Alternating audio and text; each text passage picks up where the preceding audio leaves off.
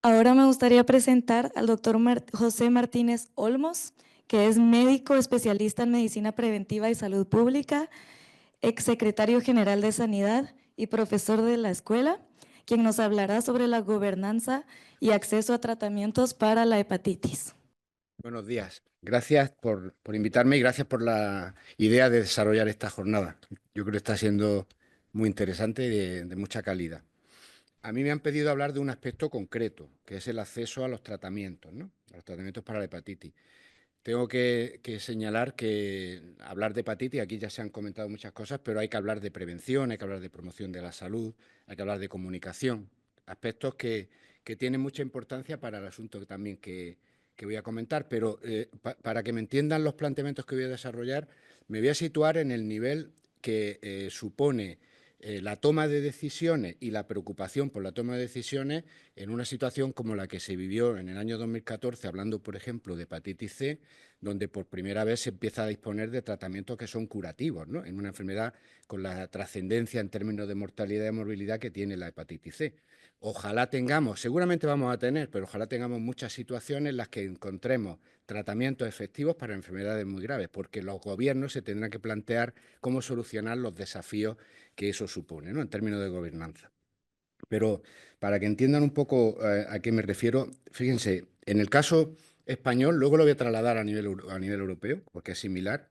Cuando aparecen los tratamientos más efectivos del Sovaldi, en el año 14, el precio inicial del tratamiento, que eran en torno a 60.000 euros por tratamiento, a unos 120.000 pacientes, luego fíjense que ha sido muchos más, los que estaban en ese momento teniendo que tomar decisiones sabían que iban a ser muchos más, suponían en torno a 70.000 millones de euros.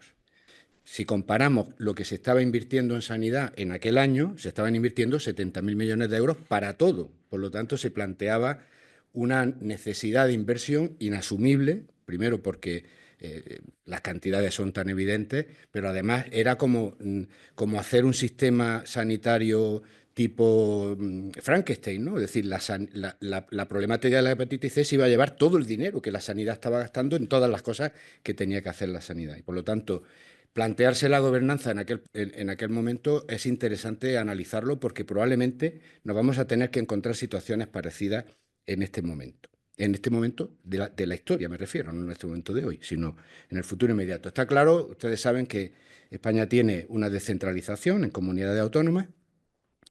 Lo importante de esta descentralización, a efectos de lo que les quiero comentar, tiene que ver con el hecho de que el órgano que toma las decisiones, el Consejo Interterritorial, donde están el Ministerio, la ministra o ministro correspondiente y los consejeros de Sanidad autonómicos, tienen que tratar de aunar las decisiones que, aunque en términos de competencias legales son diferentes, complementan unas con otras. Por ejemplo, para explicarme, la decisión de incorporar un producto como Sovaldi, tratamientos efectivos por primera vez en esta enfermedad, para el conjunto de la ciudadanía es una competencia del Ministerio. Eso significa que cuando se toma la decisión, el Ministerio es el que tiene la competencia legal de decir que esa nueva terapia es un derecho de los ciudadanos desde el punto de vista jurídico. Pero eso tiene una implicación también en términos económicos, porque quien tiene que pagar los gastos de la asistencia sanitaria son las comunidades autónomas. Por lo tanto, aunque sea una competencia exclusiva del Ministerio de Sanidad, hacerlo de espaldas a las comunidades autónomas supone que luego puede haber una dificultad real para poder llevar adelante la decisión, ¿de acuerdo?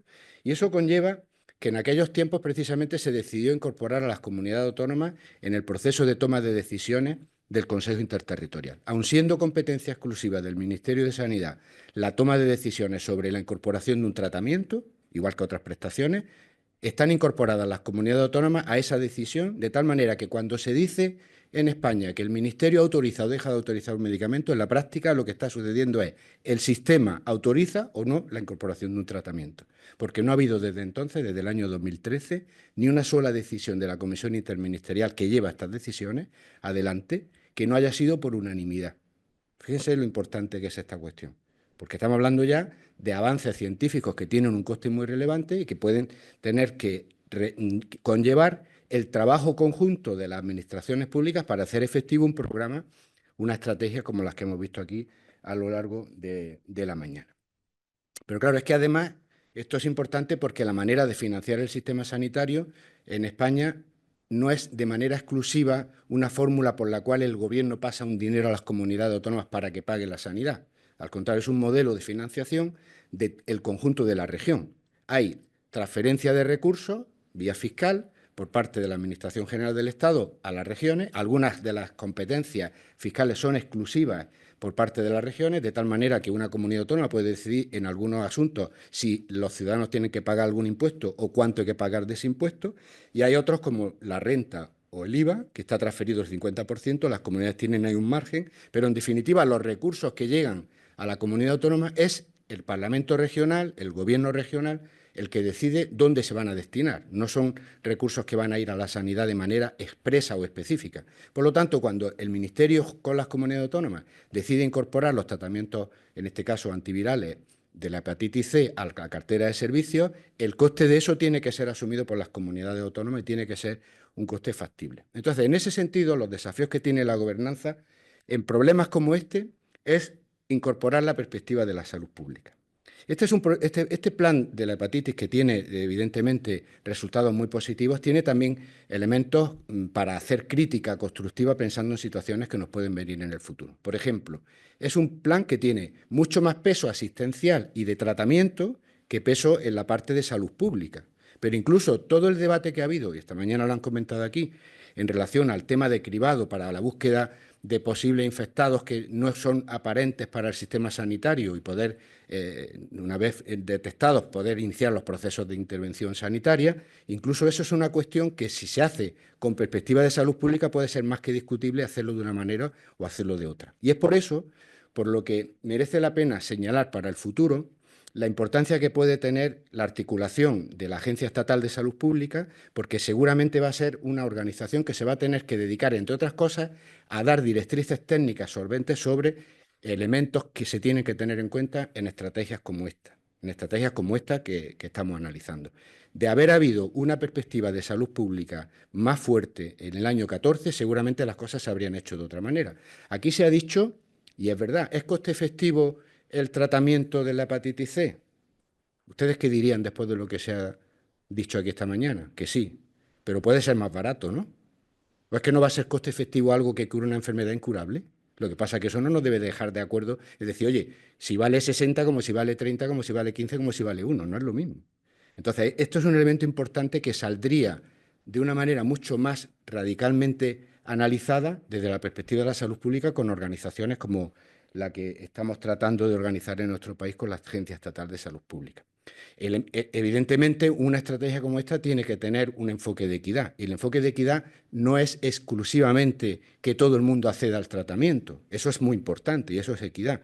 Pero es mucho más importante que acceda primero el que más lo necesita y después el que menos lo necesita. Y este es un análisis retrospectivo que creo que hay que hacerle también a esta estrategia. No se ha garantizado siempre que ha recibido siempre más el que más necesita respecto del que menos necesita. Esta afirmación me parece interesante también que la tengamos en cuenta a la hora de evaluar cómo se ha hecho para proyectos similares que haya que hacer en el futuro. Y evidentemente merece la pena insistir en que cuando estamos hablando de acceso a tratamientos que cada vez son más costosos, porque evidentemente puede tener sentido tratamientos más costosos por, no solamente por el esfuerzo de inversión que haya que hacer para conseguir un desarrollo de un ensayo clínico con un resultado espectacular, sino también porque producen un valor importante para la sociedad.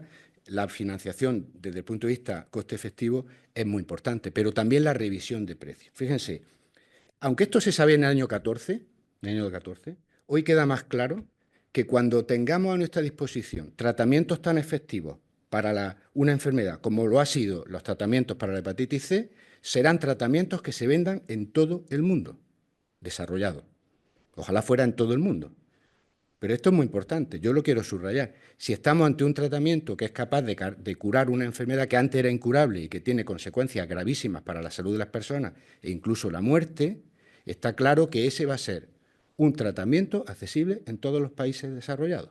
Por lo tanto, el precio puede ir vinculado al volumen de venta y por lo tanto, cuando nos planteemos eso en un sitio como España, nos lo deberíamos de plantear en términos de Unión Europea. Porque si algo caracteriza a los sistemas sanitarios en la Unión Europea es, con todos los fallos que puedan tener en algunos casos, es su universalidad y su capacidad de incorporar tratamientos, terapias efectivas frente a enfermedades tan graves como la hepatitis C. Por lo tanto, un planteamiento de coste-efectividad a escala europea y de revisión de precios a escala europea, de haberse hecho con Sovaldi, hubiese sido menos costoso de lo que nos ha sido ahora, aunque lo hayamos podido pagar. Por eso yo quiero subrayar que yo rebato la afirmación de que es costo efectivo sin más. Es costo efectivo, pero podría haber sido más barato, dependiendo de qué estrategias se hagan desde el nivel de gobernanza, que es el planteamiento en el que yo me estoy situando. Y es por eso por lo que tenemos que plantearnos, y en ese sentido Europa se está planteando una estrategia específica de política farmacéutica. Porque si algo que caracteriza a Europa en este sentido es sistemas de salud universales con alrededor de 400 millones de ciudadanos. No es lo mismo el mercado de 400 millones de ciudadanos que el mercado de 50 millones de ciudadanos que puede tener España. De hecho, esta es una de las razones por las cuales cuando se hizo la construcción constitucional del Estado español, la competencia de la financiación de medicamentos se la queda al Estado, porque no es lo mismo tener 50 millones de ciudadanos a los que atender que tener 300.000 millones de ciudadanos, como puede ser el caso de la Comunidad Autónoma de La Rioja. Cuanto más atomizas, más dificultad tienes para conseguir eficiencia en el coste. Entonces, me parece importante, en cuanto a desafío de gobernanza, aprovechando experiencias como esta, el desafío y el trabajo que se está haciendo ahora en el Parlamento Europeo de definir una política común en materia de financiación de medicamentos y de innovación de medicamentos. Porque eso puede dar músculo a la eficiencia. Evidentemente lo hemos podido comprobar con la vacuna de la COVID-19. Cuando por primera vez en Europa se hace una compra conjunta de vacunas, podemos conseguir el doble objetivo de acceder a un recurso que se considera imprescindible para el conjunto de la ciudadanía y a unos precios que se puedan pagar. También se podría discutir si la compra de la vacuna de la COVID podría haber sido con un precio menor. Esa es también otra discusión que siempre hay que tener en cualquier planteamiento de gobernanza, porque si no, entonces la experiencia no nos ha servido de nada. Si todos creemos que lo hemos hecho suficientemente bien, pues no hay nada que cambiar, ¿de acuerdo? Y luego, desde esa perspectiva, evidentemente, eso te permite tener más clave incluso para la equidad, porque de alguna manera lo mismo que muchas veces sucede cuando analizamos qué se está haciendo en el caso de España, cuando las comunidades autónomas tienen iniciativas. Aquí, por ejemplo, se ha planteado el caso andaluz con el plan de enfermedades de hepatitis en general, hepatitis viral en general, que tiene mejoras respecto de otras comunidades autónomas. Eso genera una dinámica de competencia por buenas prácticas muy interesante que puede servir para la eficiencia, pero también para la equidad. Y por lo tanto, Europa también tiene esa posibilidad de proyectarse. Y esto que estoy contando forma parte ya de la agenda política de la Unión Europea. Y por lo tanto, es importante señalarlo porque de alguna manera la posibilidad de mejorar, en el caso particular de la hepatitis viral, si aparecen nuevos tratamientos o en otros ámbitos similares, es una posibilidad que puede beneficiarse de este tipo de planteamiento.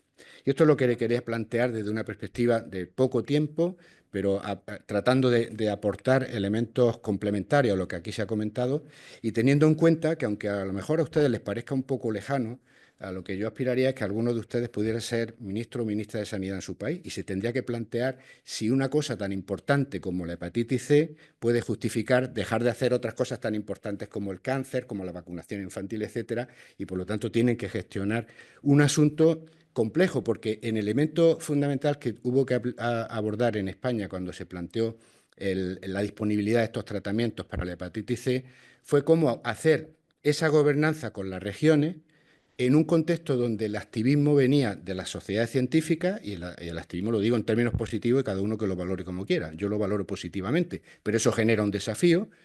¿Por qué? Porque muchas veces quienes lideran desde la sociedad científica tienen una perspectiva interesante pero estrecha en términos de todo lo que se tiene que plantear a la hora de abordar esta cuestión y también en relación al activismo de las organizaciones de pacientes que tienen lógicamente mucho que decir. Y tener que gestionar con una gobernanza institucional y una relación tan compleja como esta, un asunto como este, me parece importante tenerlo en cuenta desde una perspectiva de más nivel que el que puedes, digo más nivel en términos de jerarquía, no en términos de conocimiento ni de importancia, que el que se puede tener cuando se está en los servicios sanitarios.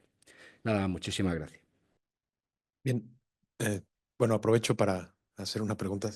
Muy bien. A menudo este tipo de enfermedades queda fuera del foco mediático en general.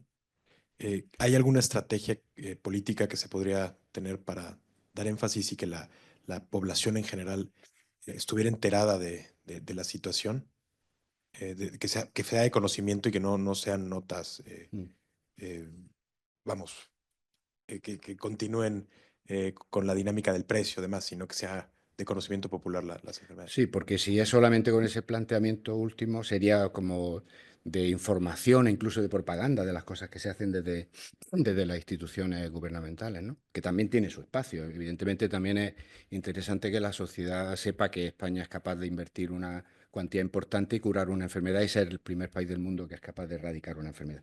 Pero en lo que tú planteas depende fundamentalmente, desde mi punto de vista, de si estamos hablando de una enfermedad que tiene, además de un tratamiento curativo, una posibilidad de prevención efectiva.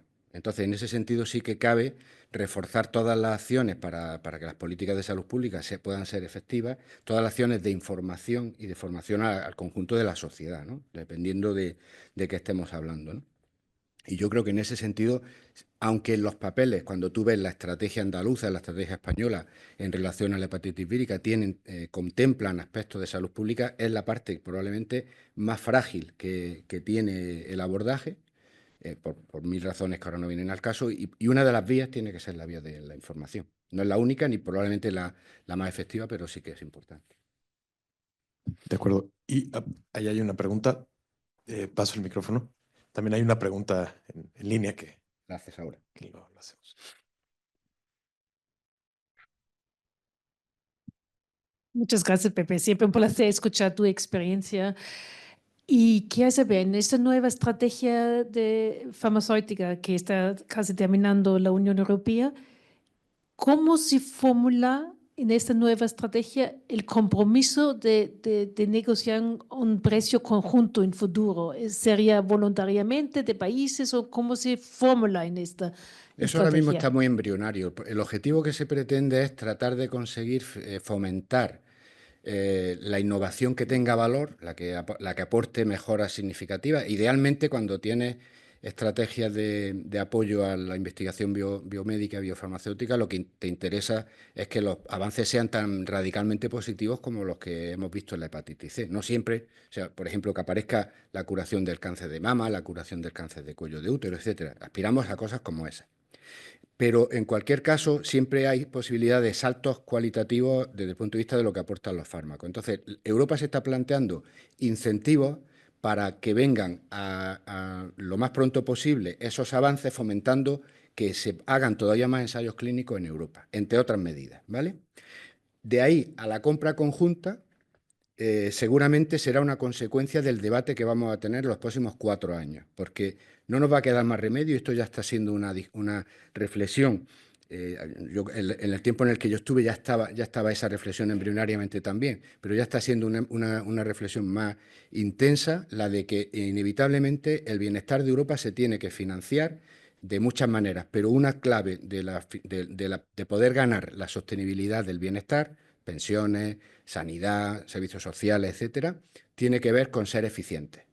Entonces, la manera de ser eficiente es compleja y es amplia, pero en lo que tiene que ver con la innovación, compras compartidas, compras conjuntas, precios similares, es decir, aumentar el tamaño del mercado es una solución que va a ayudar, no va a solucionarlo todo, que va a ayudar a la idea general. Entonces, es embrionario, pero está en el debate.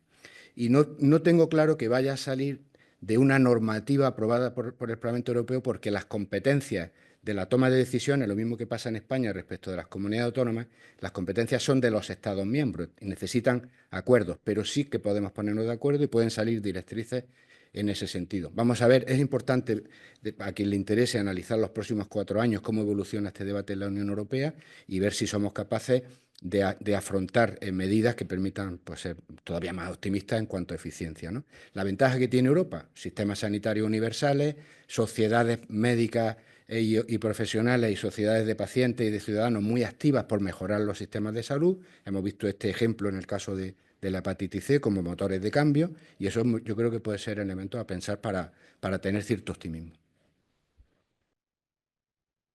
Todo eso lleva a la necesidad de políticas públicas, que es una de las dificultades que yo percibí cuando empezó toda esta historia de la hepatitis C, que era la incomprensión de parte de sociedades médicas y de sociedades de pacientes del papel que tienen que hacer las políticas públicas. No pueden aceptarse planteamientos iniciales que nos lleven a la quiebra del sistema y además incluso a la inequidad del sistema, porque puede estar muy bien curar una enfermedad, pero no podemos dejar de trabajar con otras, ¿no? Que también pueden ser tan o más prioritarias, según la opinión de otros profesionales o de la propia sociedad, ¿no? Entonces, una reflexión es que las políticas públicas se tienen que reforzar, tienen que ser más transparentes y por eso incluso tienen que ser más fuertes en términos de salud pública.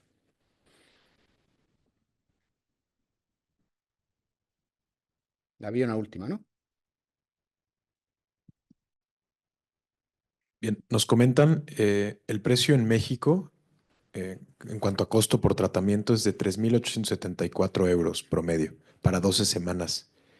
En el sistema de salud del gobierno. ¿Por qué en Europa es tan elevado el precio? Bueno, la diferencia de precio entre países tiene que ver con la atomización de los mercados. Quien sabe mejor que nadie el coste y el posible ingreso de un producto es la compañía farmacéutica que tiene esa información. Entonces, le puede interesar vender, me lo voy a inventar, a 3.000 euros en México y a 7.000 en Italia o en España porque el cliente se lo paga. Entonces, esto pasa como en otros mercados. Si el mercado fuera transparente, que yo no estoy diciendo que tenga que serlo así sin más, porque eso puede tener otras consecuencias, si fuera transparente, los españoles, los italianos, querrían el precio de México. Entonces, es también la falta de transparencia en el mercado lo que también permite que una compañía pueda tener precios diferentes con sus clientes, ¿de acuerdo? Pero esto forma parte de las estrategias que tiene cualquier empresa en cualquier sector, no es algo exclusivo del ámbito de la farmacéutico. Hay un ejemplo. Imagínese que usted es productor de televisores de última generación y valen a 1.000 euros, pero ahora viene un comprador y le va a comprar 2 millones de televisores. Usted le va a poner un precio diferente a otro comprador que le compre 5.000 televisores. Y eso es comprensible. Lo que usted no va a hacer es decir a qué precio lo está poniendo al de los 2 millones, porque entonces todo el mundo querría el precio de los 2 millones. Cuanto más opaco sea el mercado, más fácil es que las compañías, no hablo solo de farmacéuticas, puedan tener precios diferentes. Entonces, ese asunto ha sido un asunto que es el que probablemente nos pueda llevar en Europa a compras compartidas o a precios similares, porque al fin y al cabo los países saben que los precios son diferentes y el intercambio de información les permite acercar precios similares, ¿de acuerdo? Pero la clave fundamental sería, si nosotros tenemos un mercado en Europa de 400 millones de ciudadanos, podríamos tener precios más eficientes que si nos quedamos con nuestros propios mercados. Y por eso caminaremos en esa dirección, porque si no pasará lo que nos está trasladando la persona que nos pregunta, que los precios pueden ser muy dispares de un sitio a otro.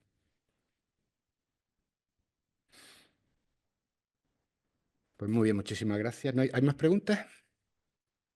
Ni tiempo tampoco. Gracias.